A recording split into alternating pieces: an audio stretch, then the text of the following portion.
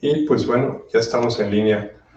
Empieza tu empieza. ¿Qué tal? Buenas noches, amigos de Constitucionalistas Mexicanos. El día de hoy vamos a hacer una charla. Va a ser un tema importante, un tema relevante, pero queremos hacerlo de una forma un poco más amigable. Va a ser un formato no tan serio, no tan estricto, pero sí con gente que sabe del tema.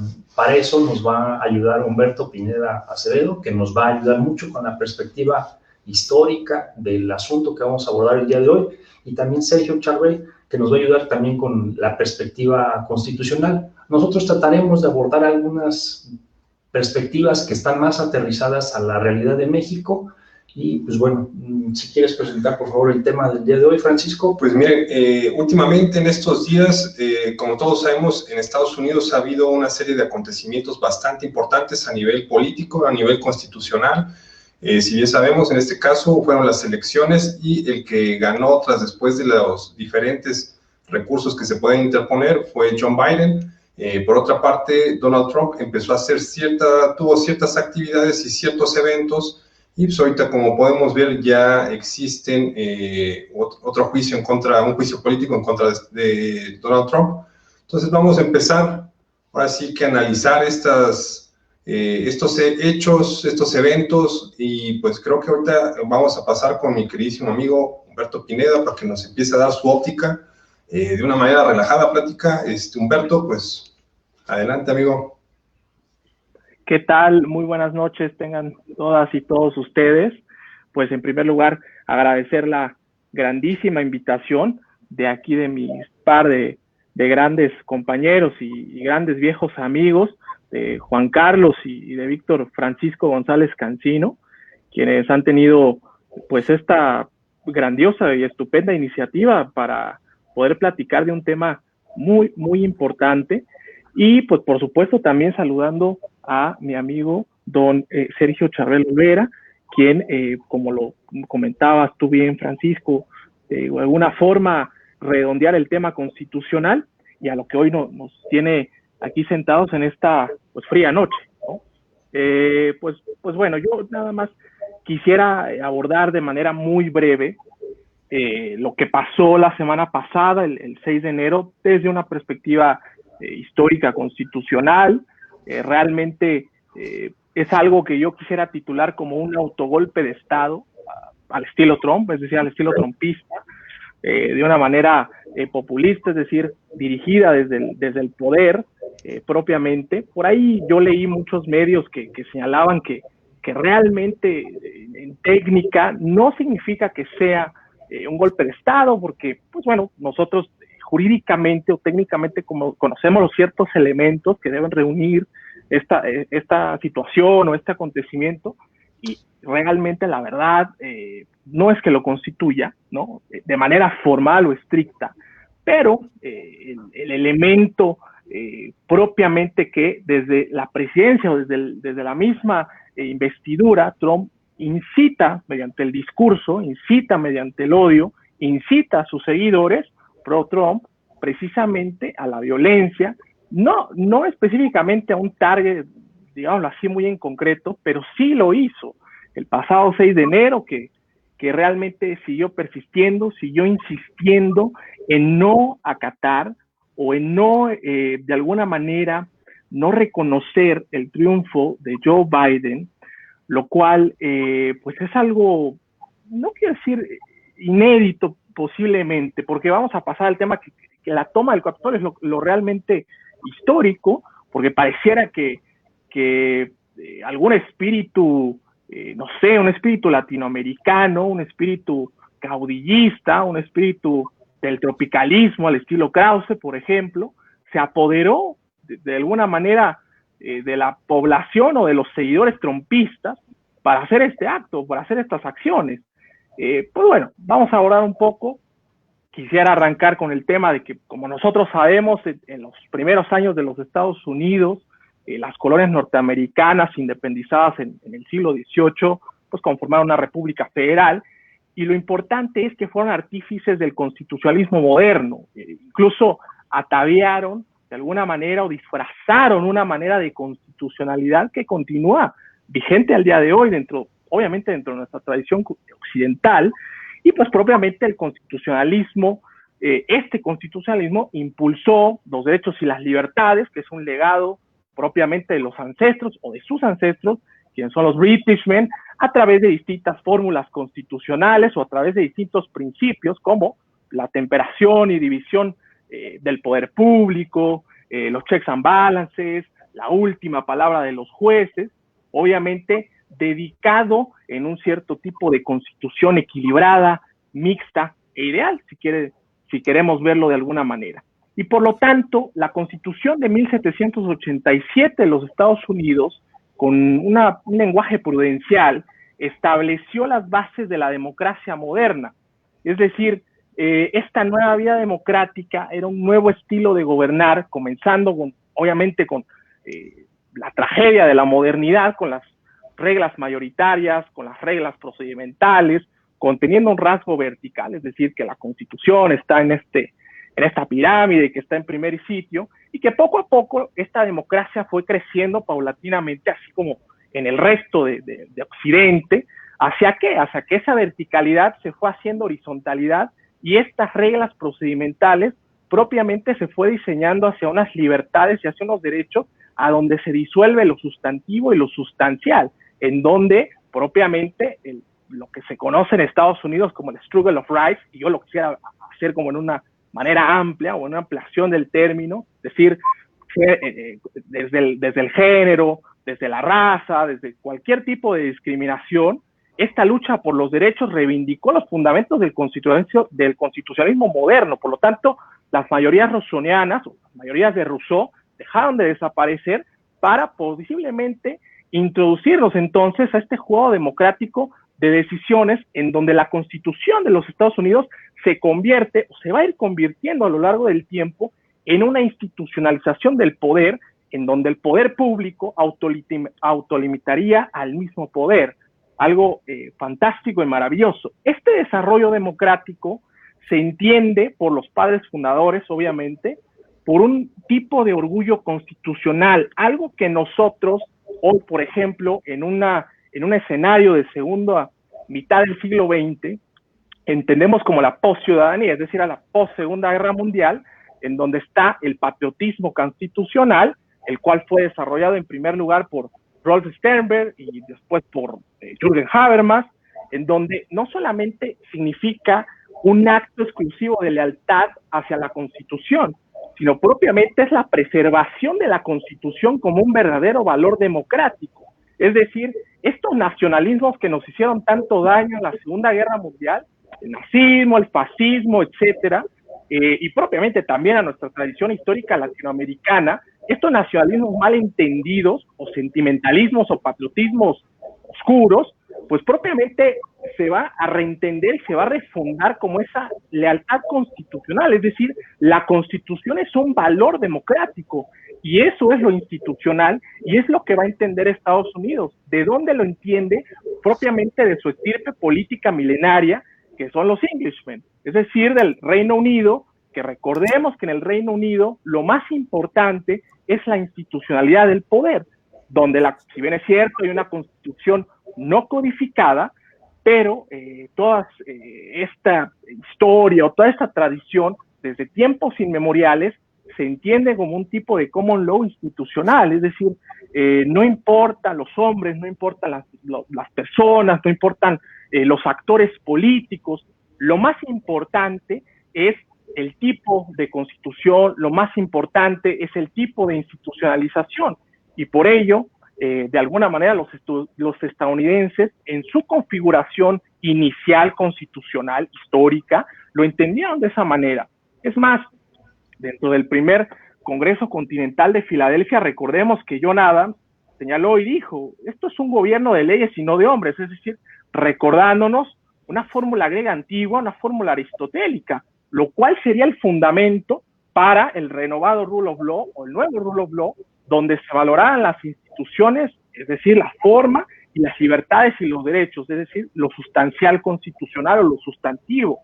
Entonces, dentro de esta gama está, o dentro de toda esta maquinaria constitucional o todo este engranaje, está el presidencialismo. El primer presidente fue George Washington, y como sabemos, fue uno de los padres fundadores, y el cual marcó pues dos valiosísimos precedentes. Primero, en primer lugar, quisiera remarcar que pues, obviamente en los albores de la nación o del país de los Estados Unidos, en la Constitución no remarcaba o no existía prohibición constitucional alguna para la reelección presidencial. Por lo tanto, pues Washington, cuando le toca a él ser presidente, pues muchos a su alrededor, sobre todo el Partido Federalista en ese entonces, se queda pensando que podría reelegirse muchísimas veces, ¿no? Es decir, ¿quién mejor que Washington para asumir varias veces la presidencia? ¿Por qué no? ¿Por qué no hacerlo, no?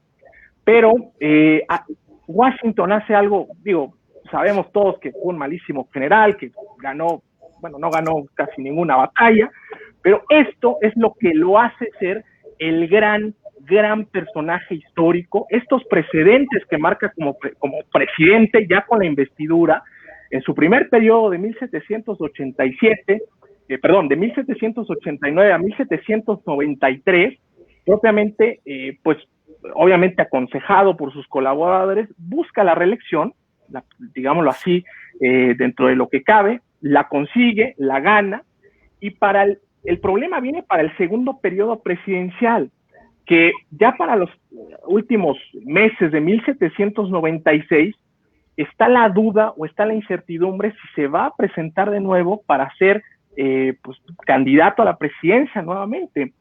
Y de ahí, por lo tanto, marca un precedente al no intervenir en la elección presidencial y expresando de manera pues, histórica, señalando que solamente se reelegiría para ese periodo presidencial. Solo habría una sola reelección.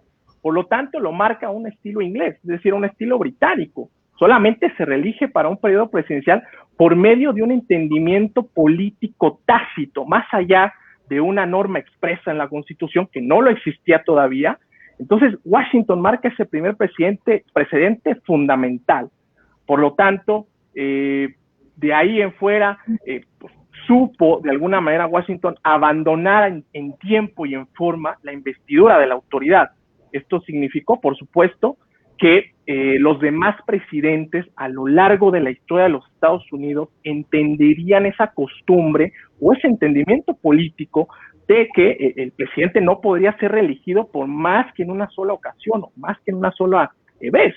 Una vez que agotase el tiempo de su mandato, por supuesto, también aquí viene el otro precedente de alguna forma, que la transición del poder político, del poder presidencial hacia el otro candidato ganador o hacia el candidato que iba a continuar con la presidencia, iba a ser pacífica, es decir, Washington se presenta pues prácticamente en ese día, en el 1797, cuando John Adams gana la elección, se presenta para entregarle el poder al otro presidente, entendiéndose como una costumbre formal o como una costumbre solemne.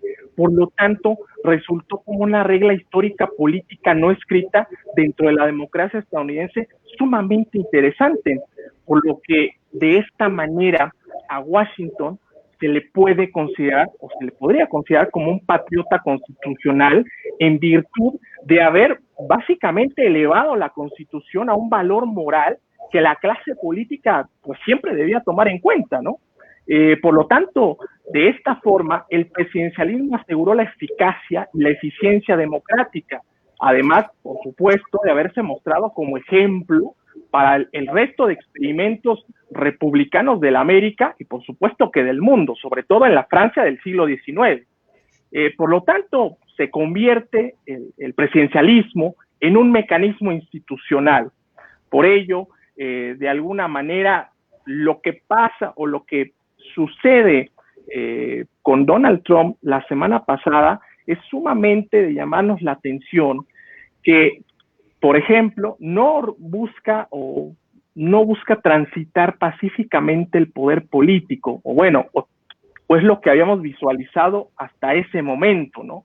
Es decir, el 2021 parece que corremos el riesgo de que se extravíe el valor de la democracia, así han pasado el año, resultando pues un miércoles oscuro, un miércoles básicamente muy triste en la historia de los Estados Unidos al persistir de manera Trump en acusar de fraudulento el triunfo electoral de Joseph Biden, por lo que, pues, más que nada, como lo empecé diciendo en esta charla, decía que el discurso populista de intolerancia, de odio, pues impactó en los fanáticos y pues al grado de haber tomado violentamente pues el Capitolio, ¿no? Por lo tanto, presenciamos esta jornada histórica en donde al no reconocer este triunfo, pues Trump básicamente autogolpea a la institución presidencial, es decir, autogolpea propiamente esa transición pacífica del poder, es decir, el segundo precedente que dejó en su momento George Washington. Y aquí también me gustaría citar otro precedente, que es el de John Adams propiamente, cuando él asume la presidencia en ese 1797, un año muy complicado, sobre todo por la experiencia de que posiblemente iba a venir la guerra con Francia y era un periodo muy difícil para los Estados Unidos.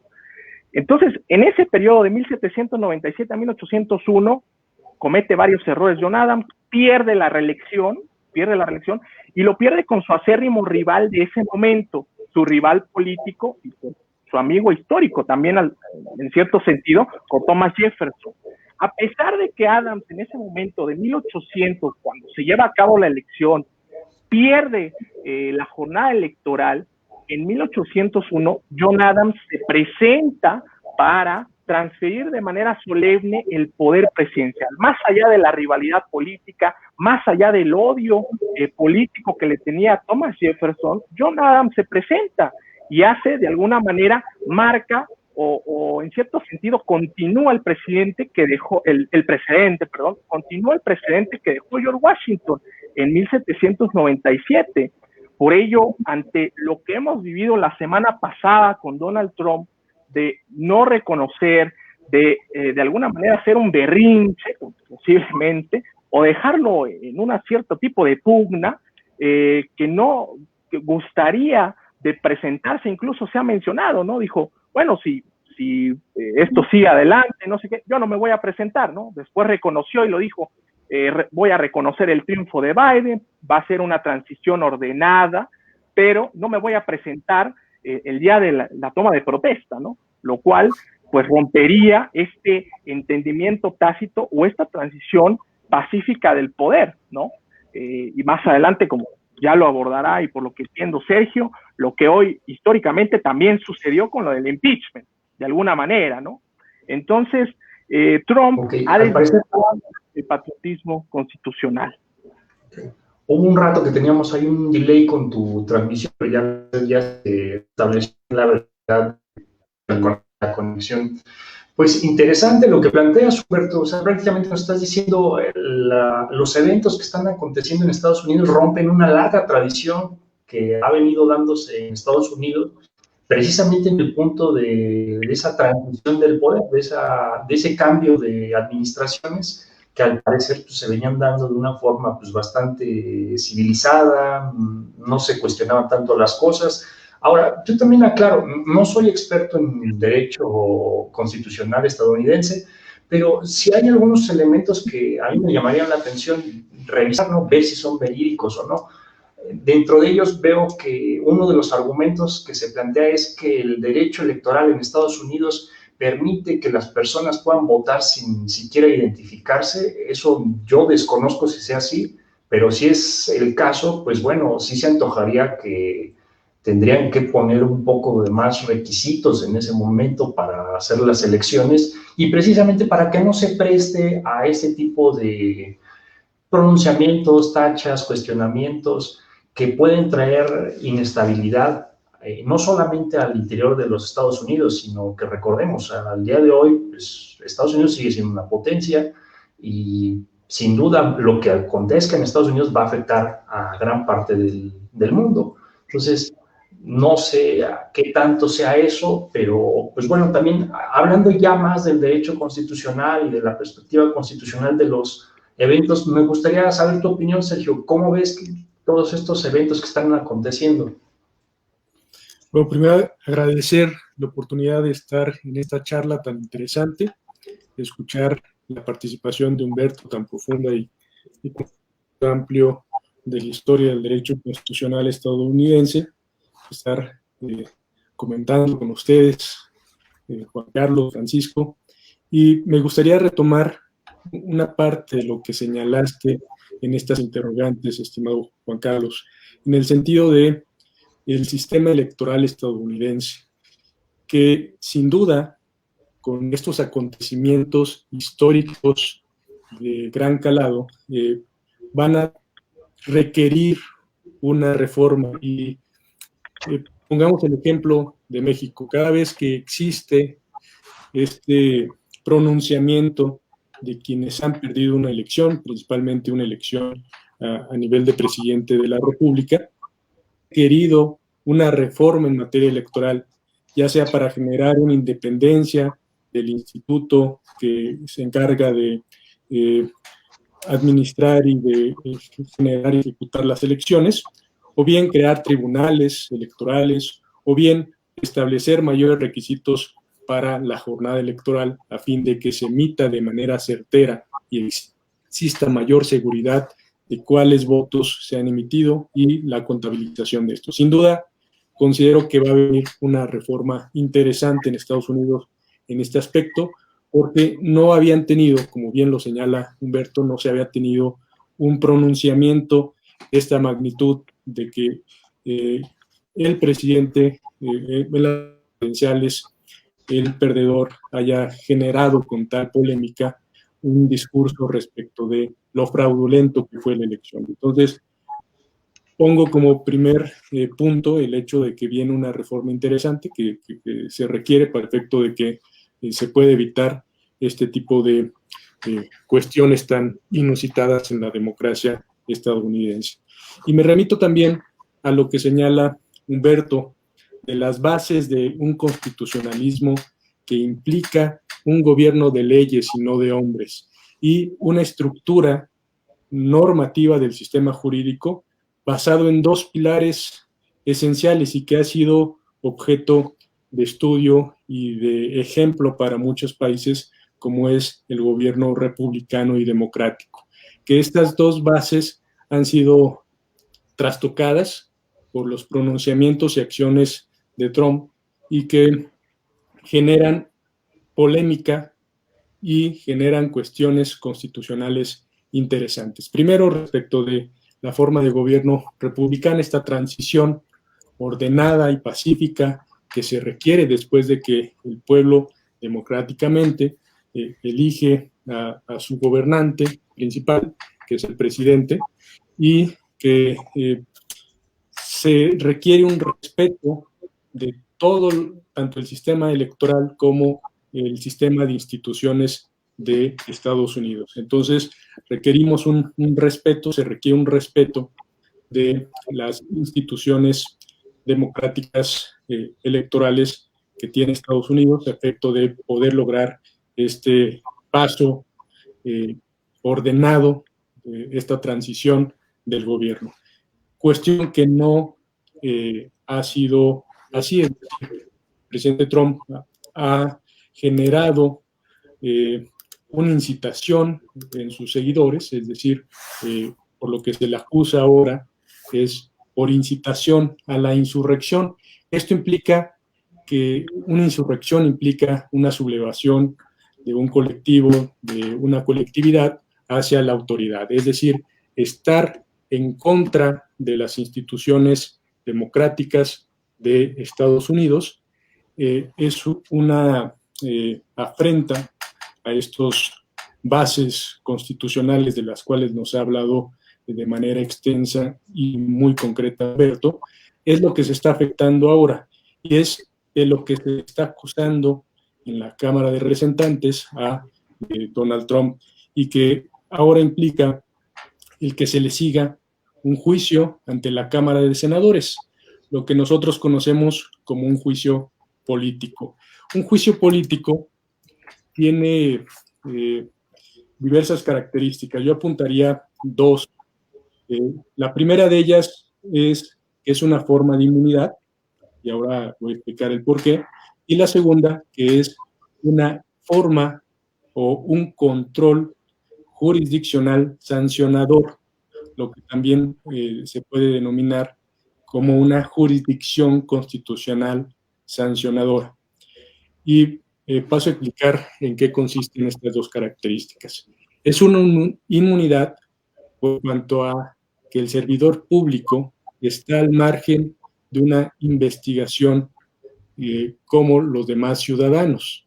Tiene delitos específicos por los cuales se le acusa, y el juicio es un juicio que se sigue entre pares, es decir, entre autoridades del más alto nivel, en este caso el Senado, y no un juicio que se sigue ante tribunales o jueces ordinarios. En ese sentido es una inmunidad, pero tiene la finalidad de proteger la función que se está generando, es decir, que quien ejerce una función estatal del más alto nivel pueda tener una seguridad en el ejercicio de esta función, que no se le acuse de forma deliberada, inclusive con tintes políticos, a efecto de perjudicar su función, sino que las acusaciones que tenga sean acusaciones que inclusive impliquen, que ese es uno de los supuestos, una traición a la patria, una traición a la propia Constitución, y que por ello sea enjuiciado, que es precisamente el caso. Esta incitación a la sublevación implica encuadrarlo en uno de estos supuestos, y ahora pues va a ser juzgado por el Senado. Habría que también mencionar respecto de este aspecto que ningún presidente de la República ha sido sancionado en virtud de un juicio político. En la historia del constitucionalismo norteamericano sí han existido denuncias de juicio político, al menos a 20 presidentes, contando a Trump, y la Cámara de Representantes ha acusado a 3 de los presidentes, a 1868, el presidente Johnson, en 1999, el presidente Bill Clinton, y un tercero, anterior a Trump, que fue el presidente Nixon, pero que no prosperó pues, el juicio ante el Senado, porque el presidente Nixon desistió, renunció a su cargo. Una cuestión también histórica interesante, que en su momento platicaremos si hay la oportunidad. Y en el caso de Trump, digamos que sería el cuarto presidente o el tercer presidente que se ha logrado un juicio ante el Senado, pero que históricamente es el presidente que ya va por el segundo juicio político. Recordemos que a finales de 2019 también hubo una acusación en el sentido de que Trump convino o realizó determinadas comunicaciones con el gobierno de Ucrania para obtener información en contra del hijo de Biden, a efecto de poder tener elementos en su campaña electoral. Y bueno, en este juicio fue absuelto, no hubo una sanción, pero en este juicio que se le está presentando ahora, pues la parte interesante es que no tiene ya una mayoría en su partido en el Senado, inclusive existen algunos de su propio partido, congresistas de su propio partido, que es posible que se pronuncien en contra del propio Trump, y esto pues va a generar una polémica inusitada, porque es posible, hay esta posibilidad histórica de que sí sea sancionado. Y las sanciones pueden consistir en dos: en la destitución o la inhabilitación de ejercer cargos públicos. Algunos pensarían, ¿qué sentido tiene que ya a una semana de que termine el cargo, pues sea enjuiciado? Bueno, pues la cuestión es sentar un precedente. Ha señalado Humberto que se han sentado precedentes que ahora vienen bien a colación hacia el tema, En este caso también es necesario sentar precedentes desde el ámbito jurisdiccional y qué más sea por parte del Senado.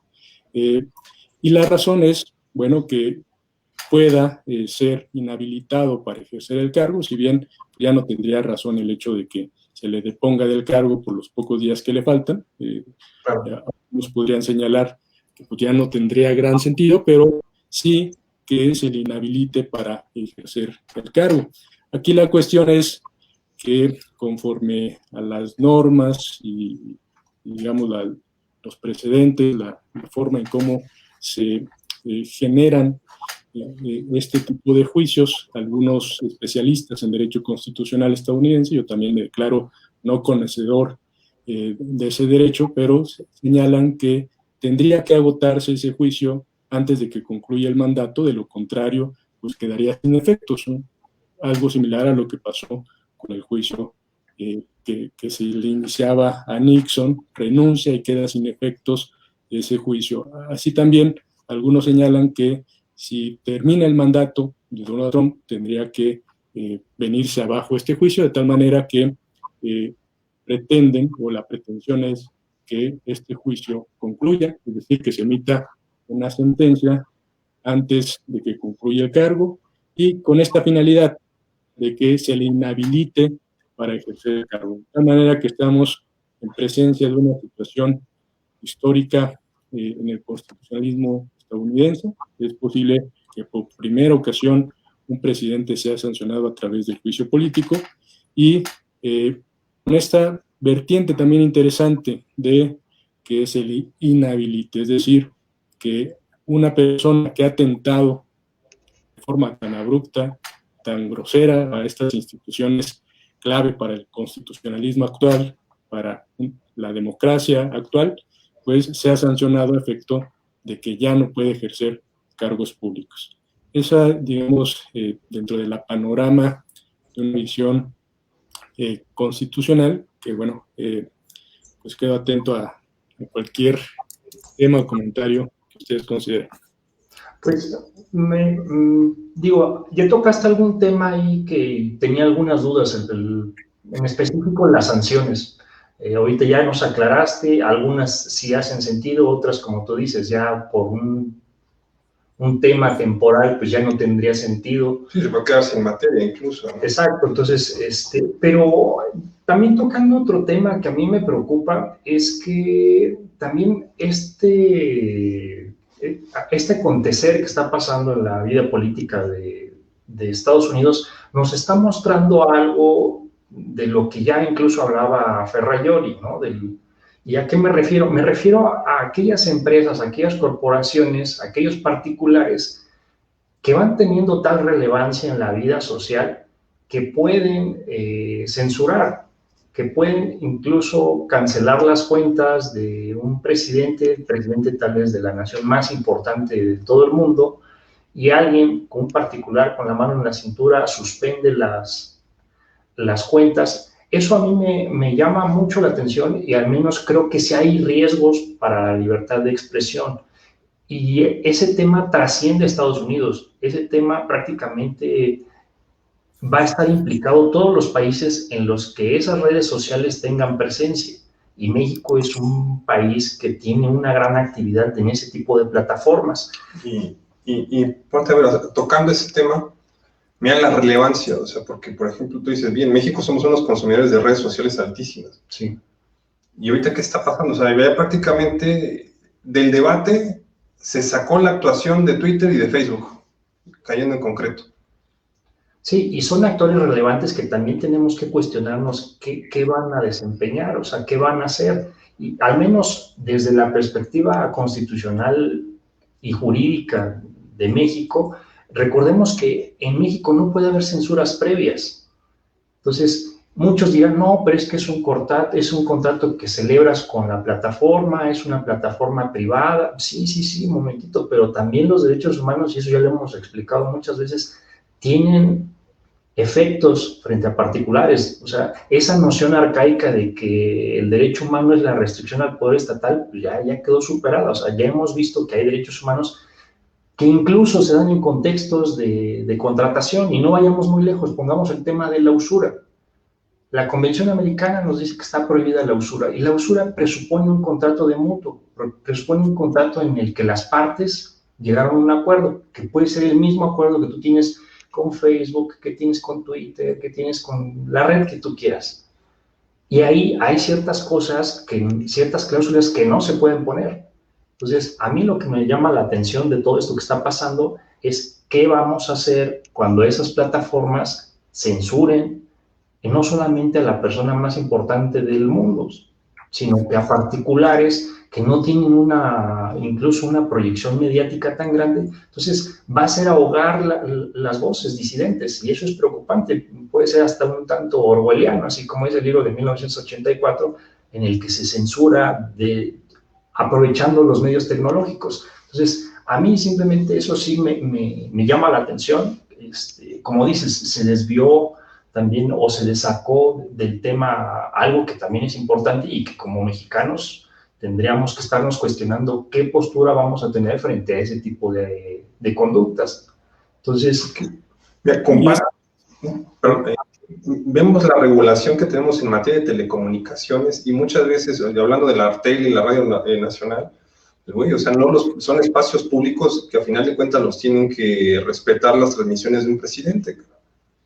Y aquí estos güeyes se la pasaron por el arco del triunfo, ¿no? Entonces aquí es hasta qué punto, sí, bien, el internet es libre, todo esto, pero si estas gentes todavía dentro de su espacio, pues a final de cuentas, ahora sí, lo que es el internet, ahora sí lo estamos dejando demasiado libre, lo estamos poniendo demasiados candados, o simplemente el poder se pasó a un tercero particular, pues, que está libre haciendo lo que él quiere, y en cierto modo pues puede violar una cantidad de derechos humanos. No sé ustedes ¿qué han escuchado? ¿Si han visto algo por ahí? ¿Cómo, así, antecedentes, críticas de algunos otros doctrinarios, o qué opinan, amigos? Bueno, a mí en lo particular me gustaría señalar que las redes sociales son una vía para ejercer derechos humanos.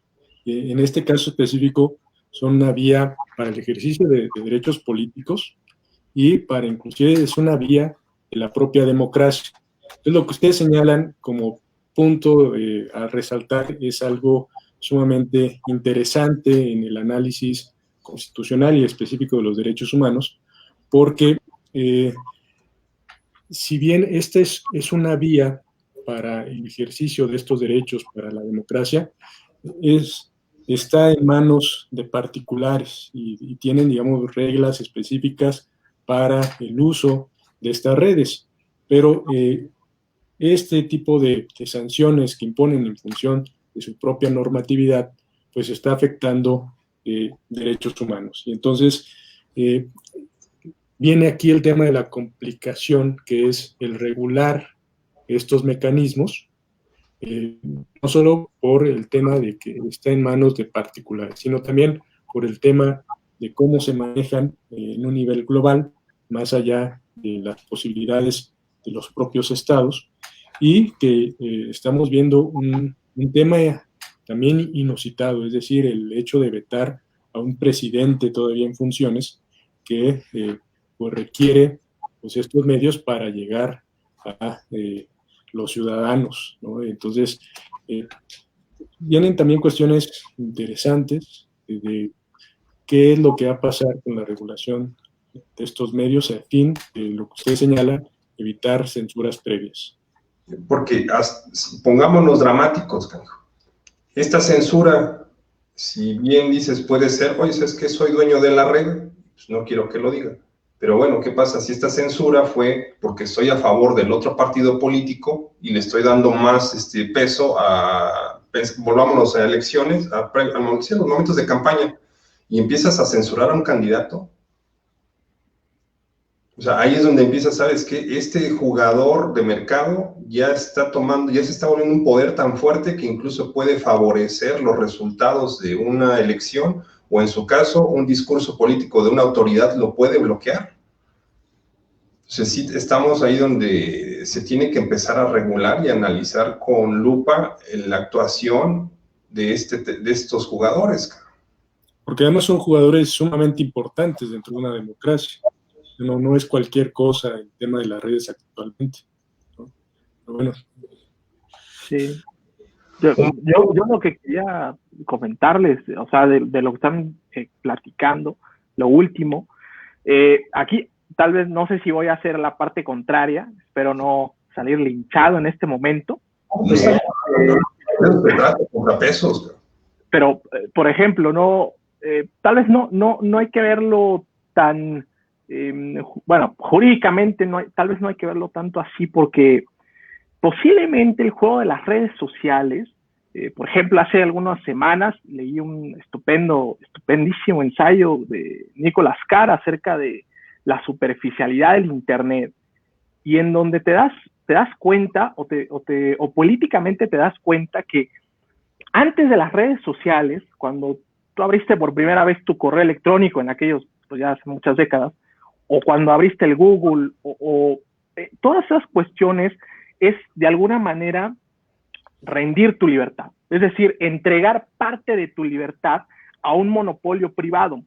Y es específicamente como están jugando, digo, desafortunadamente desde la perspectiva jurídica, claro está, pero desde la perspectiva económica y desde la perspectiva política del capitalismo salvaje, pues esto ha resultado ser que básicamente yo no lo citaría tanto como Juan Carlos, lo había analizado como un 1984, porque pues, bueno, Orwell se dedicó contra el tipo de fascismo, y fascismo es otra cosa, al menos hasta el momento en las redes sociales, pero sí contra un tipo de poder político que de alguna manera está amaniatando la propia libertad. Es decir, si bien es cierto, como decía Sergio hace unos momentos, nosotros tenemos el canal de la libertad de expresión en la red social, en el Google, tenemos la información disponible las 24 horas del día, pero al mismo tiempo, esa libertad es la que nosotros estamos dando o dejándole al negocio privado, y lo está haciendo poderoso y lo está haciendo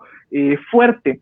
El tipo de regulación que exista o el tipo de regulación que va a haber, pues todo va a depender del tipo también de establishment político. Por ejemplo, lo de Zuckerberg, que ha vetado a Trump y a todos sus seguidores, a mí me suena más, o es un tipo de olfato político que estoy sintiendo, que es ya más que allá de las cláusulas, etcétera, que existen en los contratos, como decía Juan Carlos, que es una parte errónea verlo así, sino que es más el llamamiento. Recordaron ustedes hace un año, hace 2 años, cuando estuvo ahí en el Congreso, en el Senado propiamente, de alguna manera una prevención, una preventiva ante él. No sé si sea también un tipo de juego político que le hayan dicho a este cuate, a este señor, y le hayan dicho, ¿sabes qué?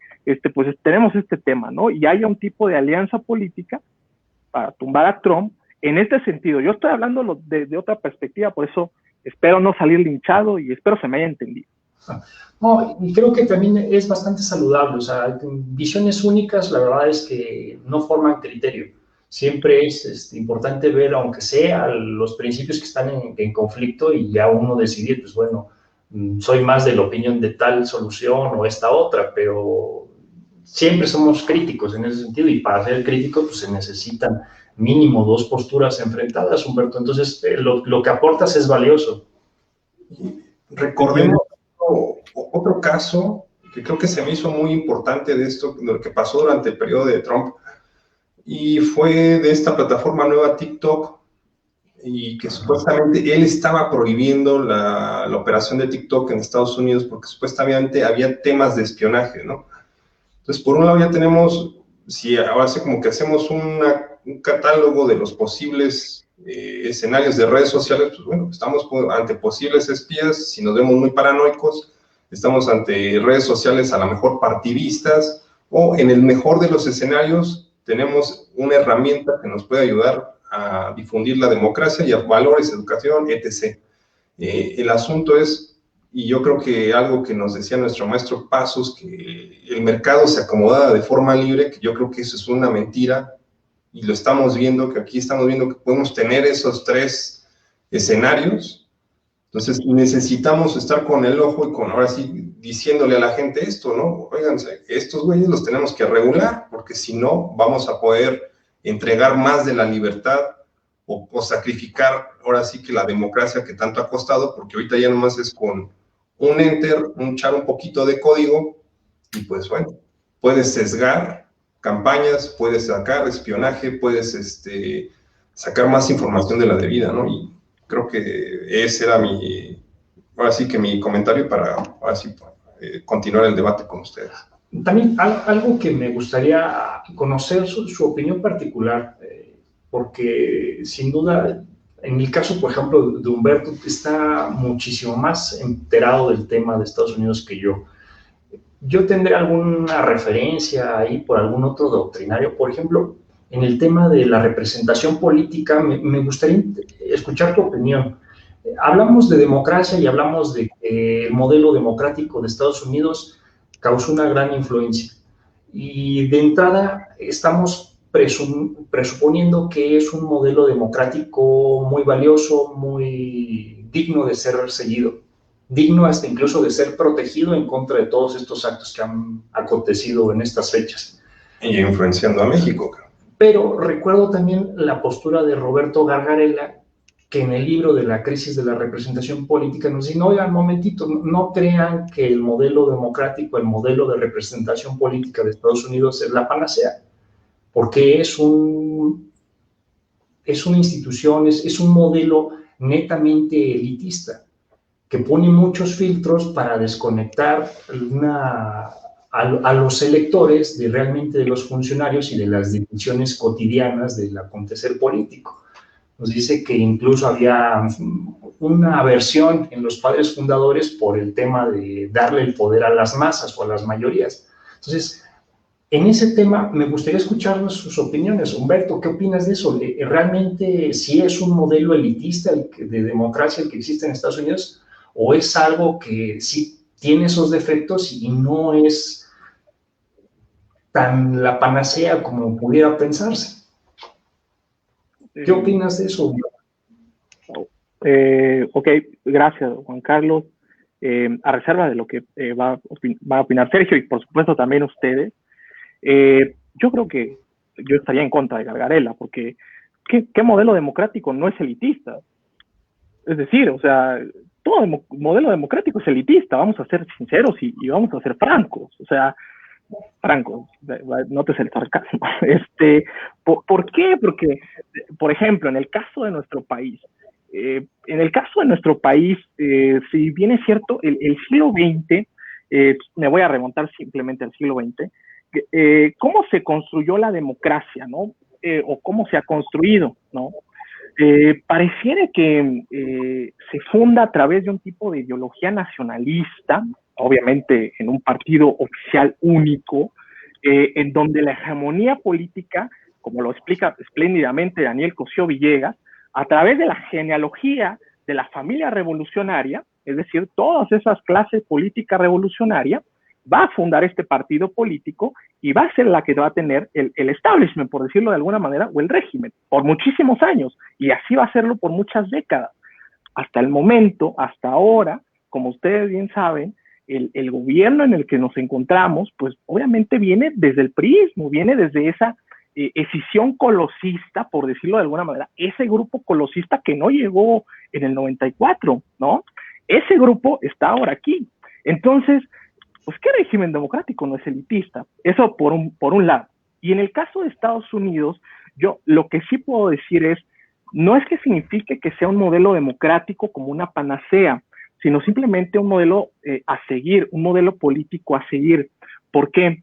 Porque de alguna forma, más allá de, si quieren le entramos más adelante o si se puede, lo del tema de la elección indirecta, que pues muchos han apelado que se reforme, que ya no es suficiente, obviamente por las circunstancias actuales, las circunstancias históricas ya no es lo mismo, pero sí es un modelo político a seguir por esa lucha de los derechos, por ese, de alguna manera, esa constitución que hicieron en su momento, esa constitución codificada, que podríamos decir que es el sueño británico, o fue el sueño británico, si alguna vez ellos pensaban codificar algo, esta es la constitución que tal vez alguna vez soñaron, ¿no?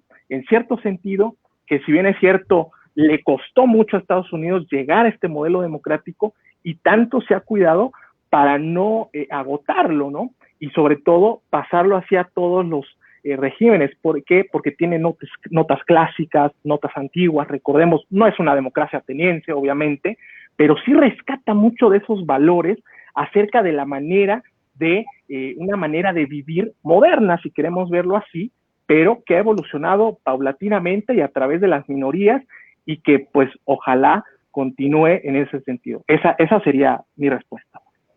Ok. Sergio, ¿qué opinión tienes al respecto? ¿Es un modelo elitista, el modelo democrático de Estados Unidos? ¿Es algo que puede tener tan buena reputación o es algo que incluso ahorita, por decir algo, a manera de hipótesis, todas estas impugnaciones, todas estas objeciones, todos estos cuestionamientos que vienen de Trump y de la gente que es afín a sus ideas, pudieran también tener algo de verdad? Entonces, esa es la pregunta. ¿Cómo ves tú el modelo democrático de Estados Unidos? Coincido con Humberto, pero tengo un matiz. Hay grados de elitismo en los sistemas democráticos. Es decir, no todos parten del mismo grado de elitismo, pero esto sucede en virtud de que los sistemas democráticos degeneran, y degeneran por los sistemas partidistas, por el pensamiento homogéneo de un solo gobernante, ¿no?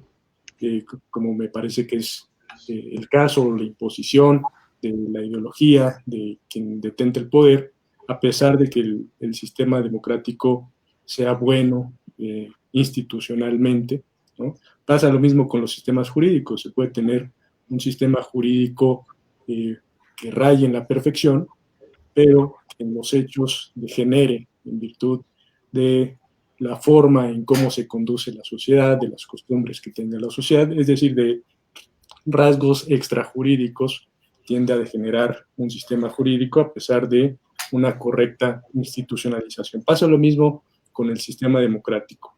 Inclusive yo no me atrevería a decir que es mejor el sistema directo que el indirecto, tratándose de elecciones, y que el sistema estadounidense es bueno, porque, pensando también en el tema del sistema federal, podemos copiar el sistema federal, pero puede no funcionar, como es el caso mexicano, pero por cuestiones propias de la sociedad mexicana, de diversos contextos de la sociedad mexicana. Entonces, veo también ese aspecto que es coincidente mucho con lo que señala Humberto, y que yo en este caso concreto diría que está degenerando ese sistema en virtud de quien está en la batuta del poder en este momento, ¿no? Pasa lo mismo en México actualmente. Yo creo que tenemos un sistema electoral bueno, institucionalmente, pero degenera en virtud de que quienes detentan el poder, pues bueno, hacen de él lo que quieren, ¿no? Y esa es la principal preocupación y punto de atención respecto de estos aspectos tan relevantes, y que bueno, esperemos que en Estados Unidos esto tenga un remedio institucional a través de este juicio político. Por eso la relevancia que tiene el juicio político en este momento. Sí, yo creo que nadie desea que haya algún conflicto armado o que sea algo muy, por decir algo que aún y se pueda dar en cauces no violentos. La verdad es que yo creo que al mundo no le conviene que haya una inestabilidad tan grande en Estados Unidos. Eso, la verdad es que no es la vía deseable. La vía deseable es que se resuelva todo de la forma más ordenada posible. Pues creo que por hoy, no sé, sí, yo creo que ya estamos llegando a una hora. Sí, ya casi una hora. Yo creo que por esta sesión creo que sería suficiente también para no aburrir al auditorio. Quiero agradecerles la presencia a los dos. Humberto, muchísimas gracias. También Sergio, son muy valiosas sus aportaciones y ojalá que en futuras invitaciones pues también puedan estar aquí con nosotros. Claro que sí, muchas gracias.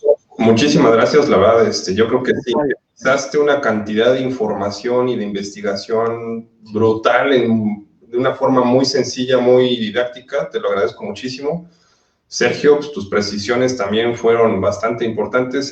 Como saben, nosotros no somos peritos en Derecho Constitucional Americano, pero usted diste la labor de hacer varias investigaciones y análisis que así que espero les sirva a la gente. Pues, por mi parte sería todo. Si quieres despedir. Pues, amigos, muchísimas gracias. ¿Quieren decir algo ellos? Humberto, ¿algo ya para finalizar? Gracias a ustedes. Les agradezco muchísimo la invitación y, por supuesto, la amena charla de esta mesa de lujo. Agradezco también a Sergio el haber participado y, pues bueno, como tú bien decías, no aburrirlos y no degenerar, como decía Sergio, en esta posible tiranía, ¿no? Sergio, ya para finalizar, algunas palabras. Siempre agradecido con su invitación. Es un gusto ahora estar en esta charla con Humberto, en este diálogo tan ameno, y pues esperemos que haya más ocasiones para dialogar temas interesantes. Pues sí, esa es la idea, aportar algo, aportar una perspectiva a temas que están aconteciendo y que son de relevancia. Esa es la idea, aportar una información de valor para nuestro auditorio.